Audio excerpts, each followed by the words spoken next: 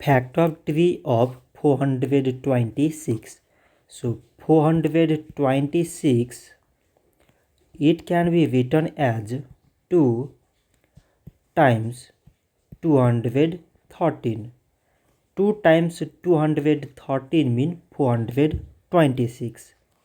213, it can be written as 3 times 71.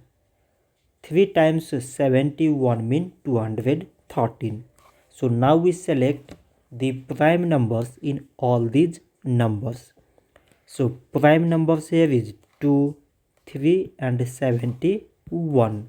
So we can write 426 is equal to product of all these prime numbers, that is 2 times 3 times 71. So this much for today, and thanks for watching.